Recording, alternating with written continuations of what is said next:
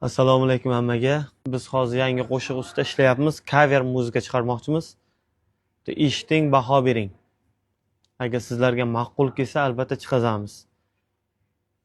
Iblis boshimizga kulfatlar solib, dayusniki bo'ldi zamonu fursat. Ayolim chet elda musofir qilib homila erkakga orzu bu dahshat. Dunyoni larzaga solgan bobolar, bu tuproqdan chiqdi ne daholar.